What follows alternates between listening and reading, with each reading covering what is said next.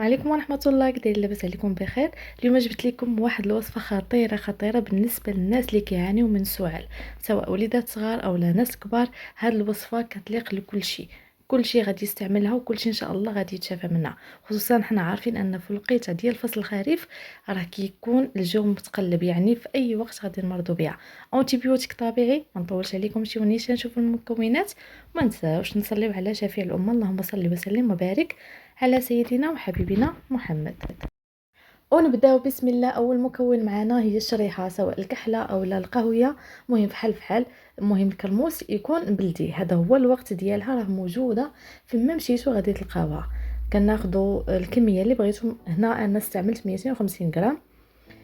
حتى غادي تسالي وغادي نعاودها. من الاحسن ما تاخذوش كميه كبيره باش هكا ما تخسرش لكم.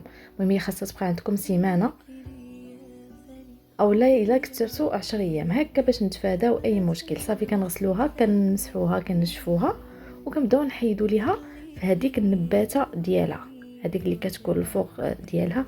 راه بسهوله كتحيد، راه كيف كتشوفوا راه الشريحه رطبه. هنا راه حيدتها كامله. وصافي هنا غادي ناخذوا المكون الثاني واللي هو الثومه حمراء.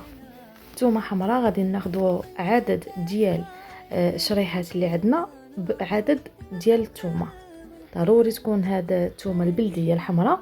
صافي كنقيوها، وكيف قلت لكم نحسبوا عدد الشريحه اللي عندنا هو عدد الثومات. صافي هنا غادي نحتاجوا الحب رشاد والزعتر والثومه. هنا بعد ما نقيناها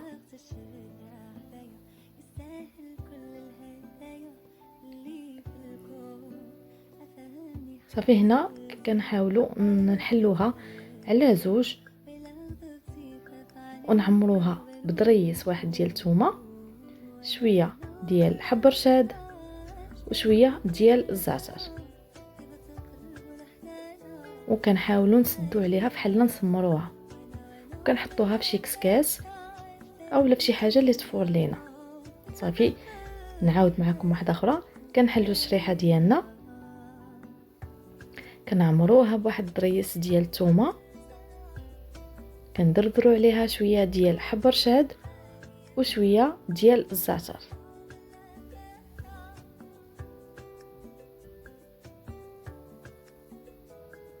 ونحطوها في الكسكاس باش تفور. صافي غادي نكمل الكميه كامله اللي عندي، ونتلاقاو باش نشوفوا باقي المراحل.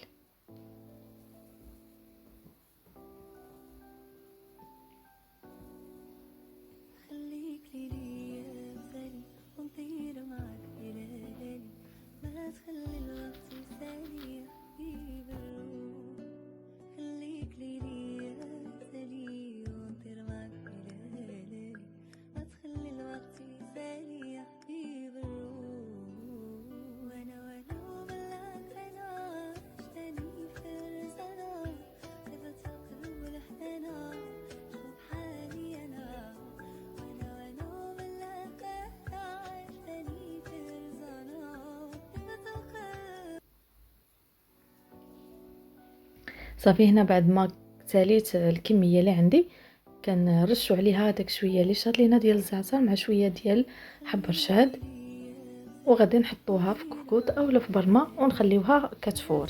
تقريبا غادي تاخذ لينا واحد 15 دقيقه. هنا من بعد ما فارت كيف كتشوفوا راه كتبان لكم انها بسهوله كتقطع ورطابت. وباش تعرفوها اكثر انها طابت لكم مزيان، غادي تشوفوا ان هذيك الثومه راه تمعسات فيها. صافي هكاك تعرفوها راه تفورات وخدات الوقت الكافي ديالها.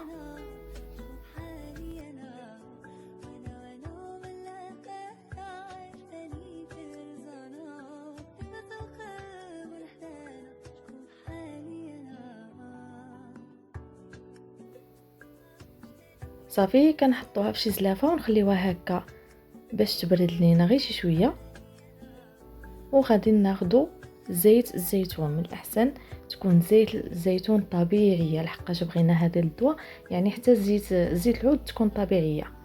صافي غادي ناخذ تقريبا واحد نص كاس. بالنسبه لي انا هنا عندي راه رابعه يعني 250 غرام، خديت نص كاس. نتوما الا درتو نص كيلو خذوا كاس، وانتوما هكا كتزيدوا وكتزيدوا حتى الكميه ديال الزيت. صافي كنخليوها مازال غير تبرد غير شي شويه، وغادي نجيبوا المولينكس وغادي نطحنوها مزيان مزيان.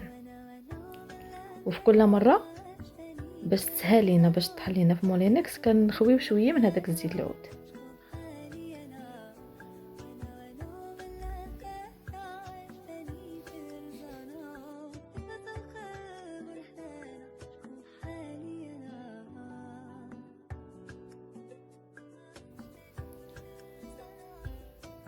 صافي غادي نبقى هكا حتى نكمل الكميه كامله اللي عندي. عرفتي هاد الدواء اولا هاد الخلطه راه رحمه سيدي ربي. واخا تعياو وتشريو الادويه من الصيدليه، راه ما كاينش بحال الحاجه طبيعيه. وسبحان الله الفوائد اللي كاينه في هاد الشريحه مع زيت العود مع الثومه مع حب الرشاد مع الزعتر راه كيسخنوا. الا كانت فيكم الكحبه خاويه راه كتعمر، وإلا كانت عامره راه شوفوا بالتجريب سيمانه ما غاداش تفوتها. انا كنقول 3 ايام، ولكن كاين اللي كيخلي فيه الكحبه او السعال حتى كتطول شويه. وباش تحكموا في هادشي خاصكم تعالجوا في الدقه الاولى. يعني مثلا اليوم مرضتي، اليوم نوضي ووجدي هاد الخلطه راه سهله ماهله، وهذه ما خاصهاش تخطاك نهائيا، دائما تبقى عندك. صافي هنا بعد ما طحنتها كنزيد واحد المعلقه ديال العسل، وإلا كان عسل الحر يكون احسن. دابا مع حنا عارفين العسل الحر ما بقيناش كنلقاوه، هذا كيكون البديل ديالو عفوا، راه كيكون في المعشبات وكيكون بثمن اللي هو رخيص، يعني منخفض مقارنه مع الثمن ديال العسل الحر. صافي خديت قرعه، ضروري ما نعقموها، نغسلوها مزيان مزيان ونخليوها حتى تنشف او ننشفوها. مهم ما تكونش فيها ولو قطره ديال الماء، لحقاش الماء الا خليناه غادي يخسر لينا هادشي.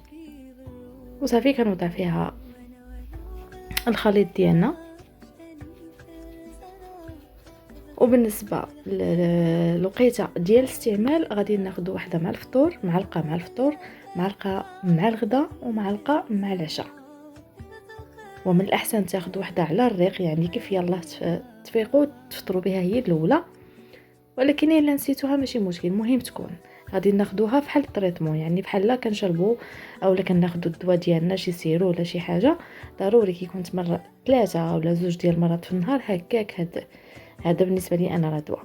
صافي وشوفوا كونوا متيقنين انه من السيمانه الاولى الا كانت الكحبه خاويه راه غادا تعمر في 3 ايام، من بعد راه كتبقى كتعالج. يعني اسبوع الماكسيموم، الا كثرنا راه اسبوع، اما هي تقدر تداويكم في اقل من هذا المده اللي قلت لكم.